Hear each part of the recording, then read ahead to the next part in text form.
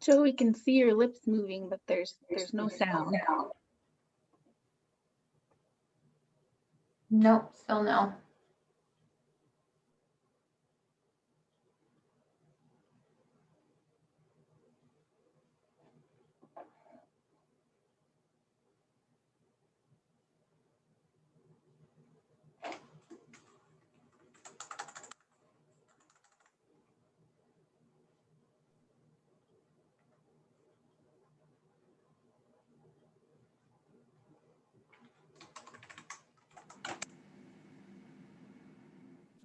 Can you hear me now, yes or no?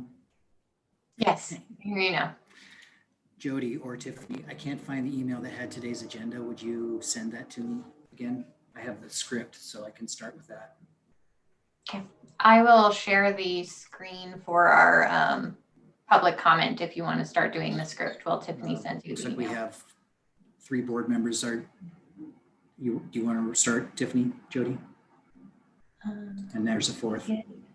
And I don't believe John Romer will be joining us today. He said there was a chance that he would, but not a positive. So I think that we're good to go, sir. Yeah.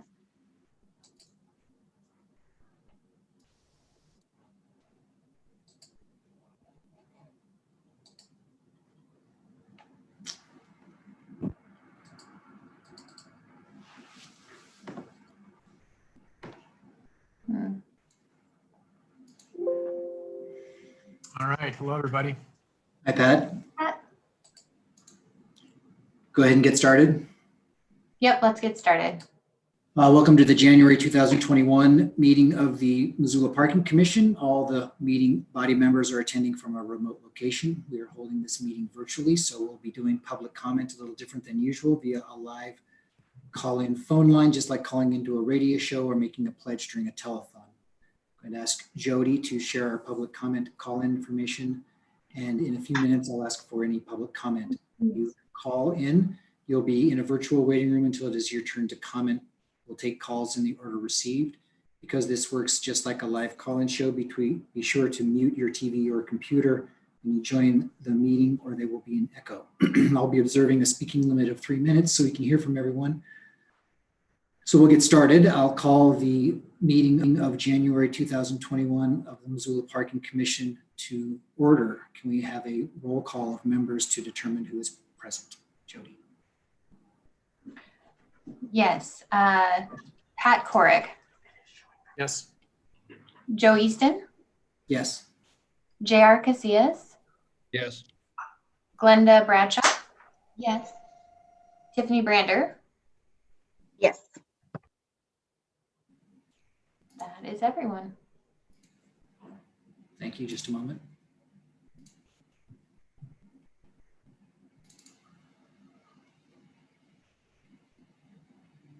Okay, we've had call to order introductions. Jody, do we have anybody waiting at public comment? We'll wait 30, 45 seconds for someone to call in. Okay, we don't have anyone at this time, but I will let you know. Okay. Board members, any adjustments to the agenda for today? No. Hearing none, I'll move on to approval of minutes from our December 8th, 2020 board meeting. Okay. Yeah, I've read the minutes and they look fine to me, so I move that we adopt the minutes from the December board meeting. A motion. Second. Second by JR. Any discussion? One. Keep forgetting taking all of our actions by roll call. Jody, please call a roll call vote. JR, how do you vote? Sorry, what was that? How do you vote for the minutes, approve or deny? Oh, I'm sorry, approve. Thank you. Pat Corick, how do you vote? Approve. Glenda Bradshaw, how do you vote? Approved. Joe Easton, how do you vote? Approve. The motion passes. Moving on to communications and presentations. Tiffany? We do not have any communications or presentations today, so we do have Jim with us today. So we'll move straight into the financial statement, and Lee is also with us from City Finance in case there's any questions on that end. But Jim, if you'd like to go ahead and begin, we're all set for you, sir.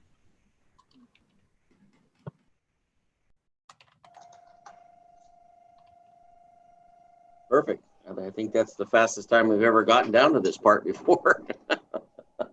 Yeah, so the November financials are out, and I'm assuming that you all have received those and have those to look at.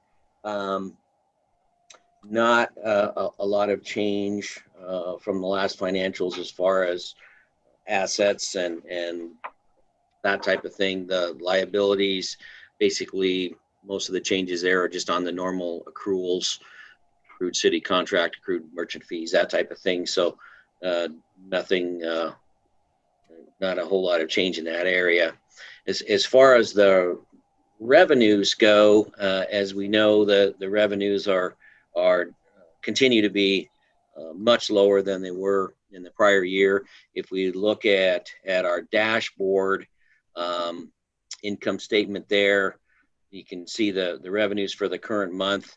Year to date, we are behind the budget year to date by about 43 and 6, just about $50,000, mostly in the leased parking areas is where the big change from budget is in that area, and short-term parking. So I think with a lot of the construction and whatnot that's going on, we knew that was going to go down. We just budgeted that it was going to go down there. I'm not really sure. I'd like to get Tiffany's take on what she thinks as far as like the short-term parking and whatnot.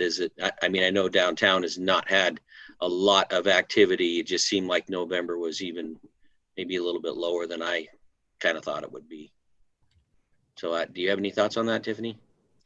I just sort of anecdotally, I think, we'll continue to see that. So our short-term parking includes our garage hourly parking, and so Rome, Park Place, and Central Park.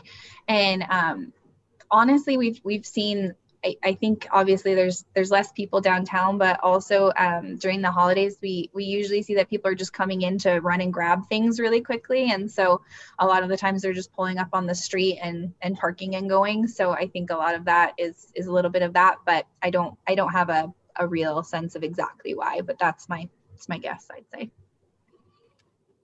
It'll be interesting to follow that through into December and January to see where that goes from there.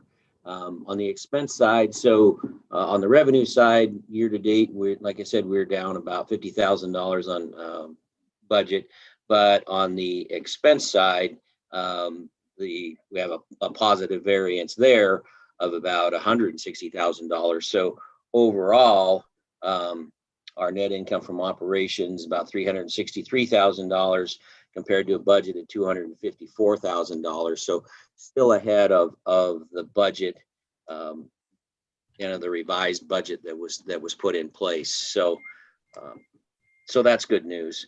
A lot of that is in expenses in personnel expenses, repairs and maintenance is down, various things like that. So the detail on all of those is in the larger financial statements, but overall looking good. I know you discussed the kind of the forecast at the last meeting, and the fact that the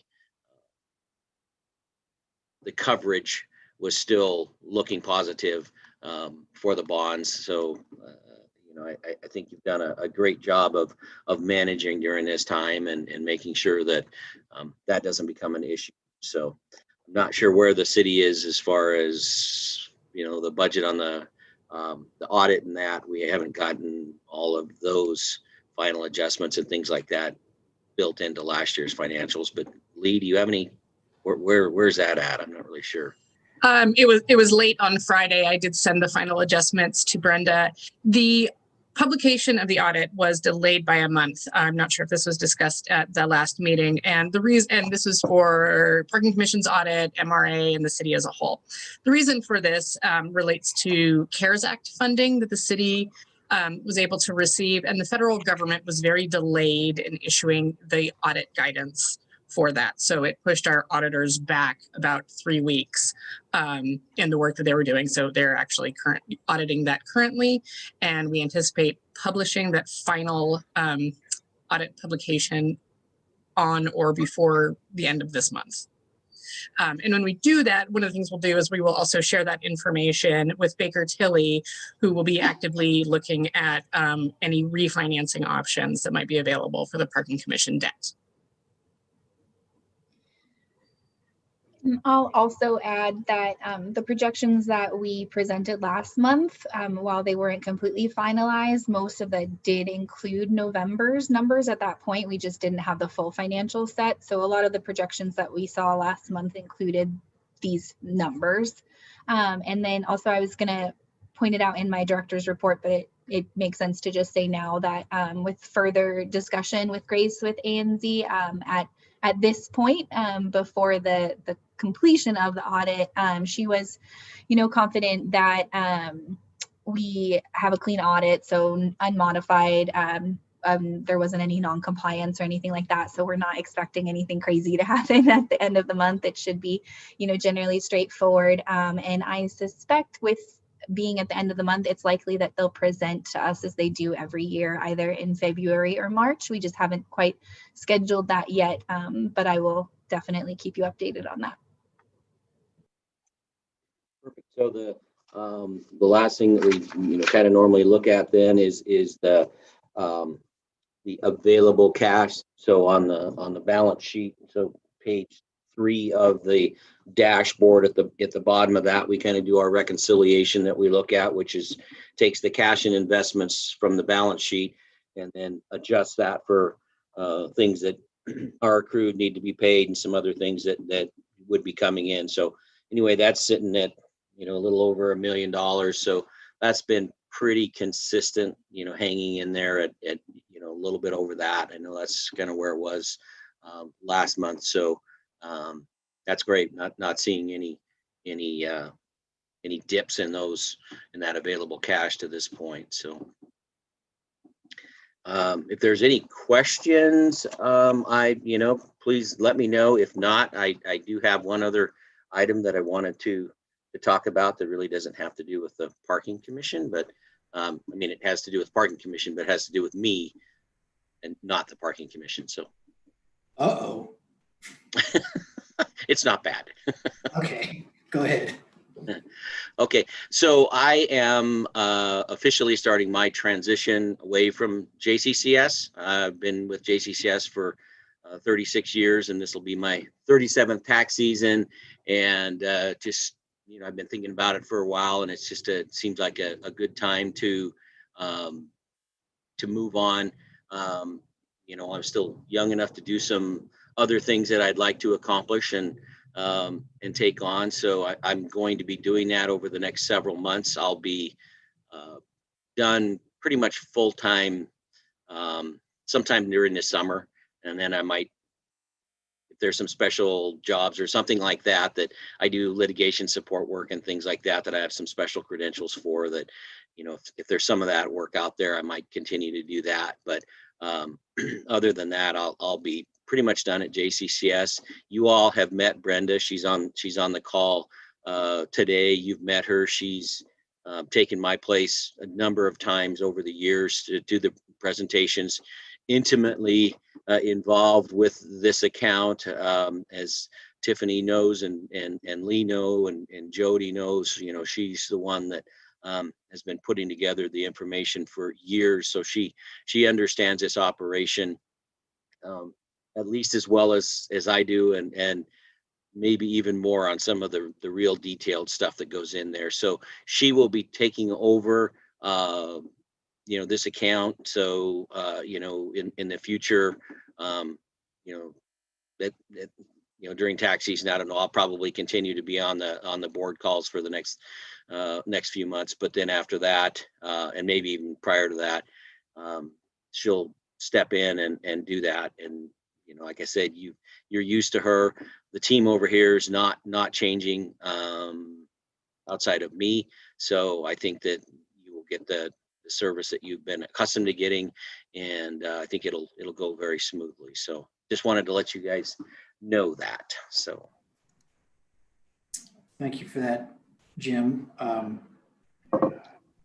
Gracious of you to let us know, and I have every confidence that we won't miss a beat. So I'm sure we'll have more to say to you and about you and your service to the commission as we go forward. So thanks for bringing it up and letting us know. Okay, thank you. Anybody have any questions or comments about our financial statement? I have some questions for Tiffany, but I'll wait for it in your director's report. Anything for Jim? Okay, go ahead, Tiffany. Thank you. So I was going to start off with the audit conversation, so that's easy. I wanted to just briefly update. Last month, we talked a little bit about how staff will be making waitlist calls. And over the course of the last month, Jody and Danette have made pretty close to 400 waitlist calls. They've been very diligent in their efforts, and we have picked up about 31 lease spaces out of those calls. We do have some areas now where there was a previous wait list, and now there is no wait list, and there is availability in those spaces. So we have updated the website to reflect those spaces, and then we'll also be working on a bit of marketing to try and see if we can get some folks in there. We're also doing short-term lease spaces in some areas where we're currently leased, but in order to not only reflect the pandemic and the lack of parkers regarding in that area, but also to increase occupancy. So areas that are really close to City Hall, like our Woody lot and that sort of a thing. So we're doing temporary leases in those areas. And so I'm hopeful that as we continue to do that, our lease revenue will continue to sort of help sustain us as we move forward without a large loss of spaces as folks continue to work from home. And then the other thing, I just got off a call about the Higgins corridor. We'll be working with Aaron Wilson over at the MPO and some other city staff for an RFP for a plan for that corridor, which I know that the hip strip is always sort of at the top of our mind. And once we move forward with a greater plan for that, Aaron will be coming to one of our meetings to just do a brief overview of what the RFP will be asking for and what we'll be looking for in a plan for that corridor. But just so you are all, aware as we start to discuss those things, that myself as a representative for the Parking Commission will be playing, a lead role in that team. And if any of you are interested in participating in an advisory capacity, that would be great. And you can certainly let me know via email, and we can make sure that you're tied in once we get there in the process. I don't really have any updates outside of what I updated last week as far as staffing and our staffing capacity goes. And I'm open to questions at this point. Joe, I know you mentioned you had a few.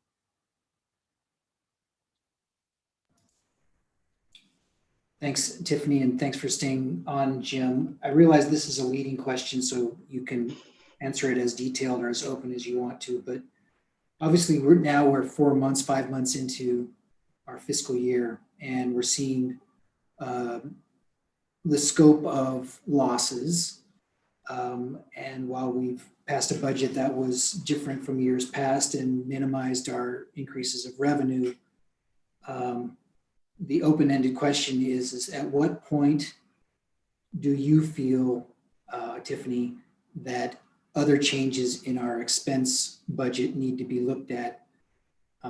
Yes, we have a significant cash reserve balance, but we obviously save that for projects and bond covenants. How much further do you have an internal gauge? Do you have a range that you would like to see? Is there, when do you want, when would a fire alarm go off that you would want to bring potential action to the board if financial losses continue month by month? Yeah, so but as I said, earlier, our projections did include November, and I think November is sort of where we start to see that turning point of going from having higher meter revenue and that sort of a thing from the summer tourist season, even how bad it was this year, and I would say that I don't want to call it a fire alarm because I'm not alarmed at this point. I feel like based on our projections and based on everything that we're seeing to date, we're doing much better than expected. My anticipation is that we would continue closely monitoring the city finance as well as JCCS every single month. And we do that before that comes to you. So, I mean, we definitely have any sense of impending dread sooner rather than later. I do think regardless of the situation, my goal and my plan is for us to do another detailed analysis for you with another projection at our March meeting. We typically begin to talk about next year's budget in March and April. And I think with the resolution that we passed in that last year regarding rate increases, it'll be important for us to start notifying our leaseholders if those are going to be considered again. So I think that March and April would be sufficient. Like I said, I don't think it's going to be a fire alarm situation, but we're closely paying attention to it, and we'll make sure to notice anyone that is needed as soon as possible. Tiffany, how were the December renewals on the leased parking? Because that's always our biggest jump. That's our biggest payment. People coming in and paying for a whole year, whatever. And a lot of times that's related to their own tax planning. I just wondered because I haven't seen that yet. For sure. We have not. Sorry, I'm working off of like 4 different screens right now because my microphone decided to break this morning.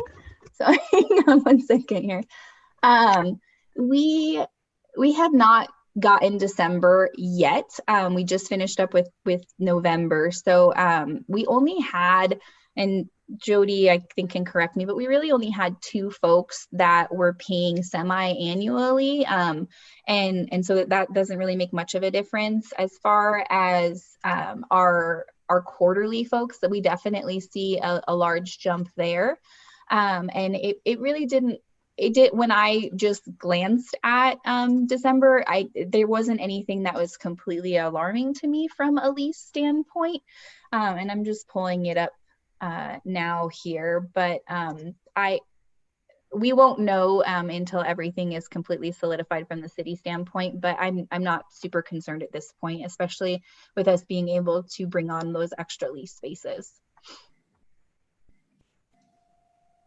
Tiffany, I'm not sure how often we reset metered pricing, and I know the revenue is not huge, but the expense as a percentage of revenue is a large number, and I wonder if there's some small opportunity to make a change there. As far as the rate that we charge for on-street parking, is that correct?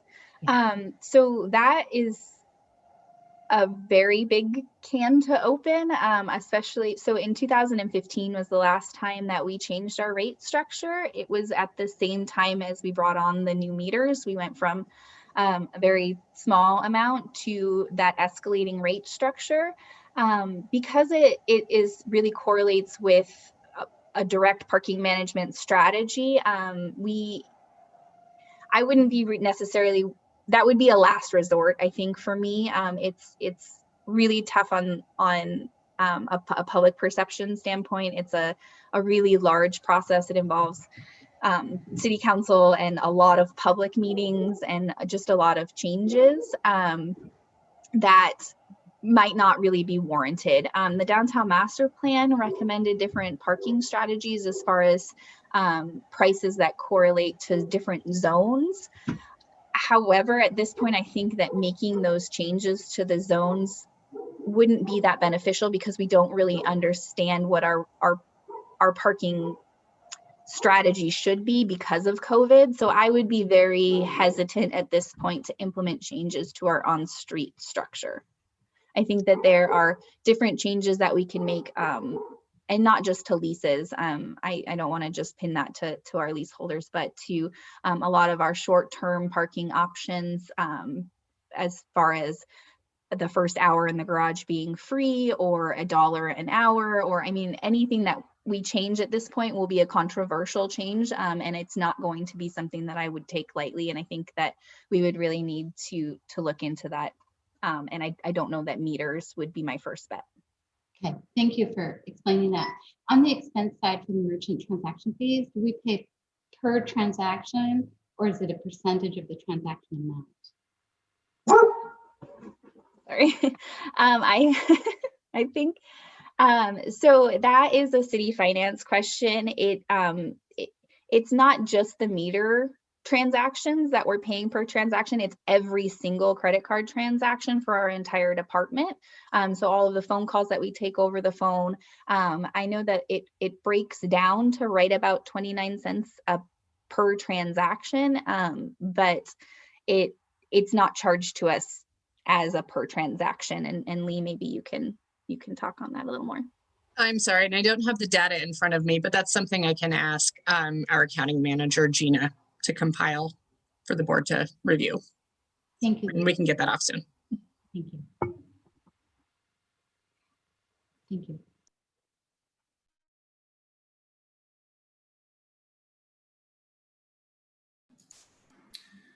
Thanks, Glenda. Pat or JR, anything for Tiffany?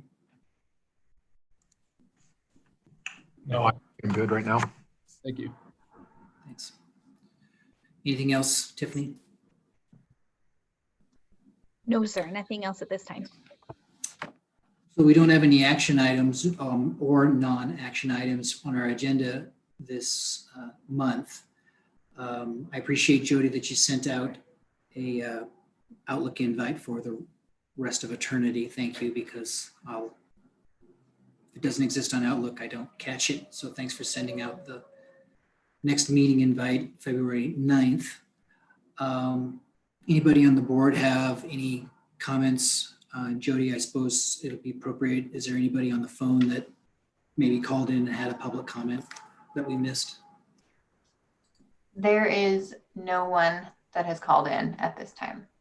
Well, you paused after the word is. I thought there was like, there is 17 people online waiting to. They heard Glenda say something about a different rate structure for the That's meters, right. and they all just jumped on right away. Went out on YouTube as raising the cost of our meters, and everybody reacted instantly. Anything for the good of the order? Anything from the board?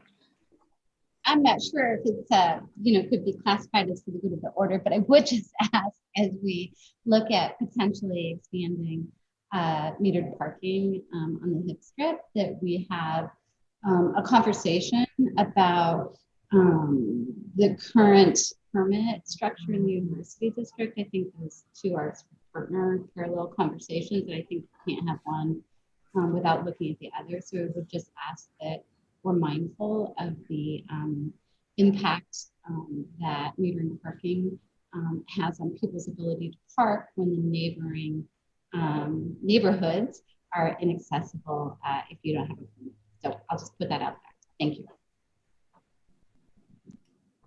Yes, it's additionally complicated down there. Okay, last call. Lee, Jim, anything for us? Okay, I will adjourn the meeting. It is 12:30. Thanks for participating. Thank you. Okay, thank you.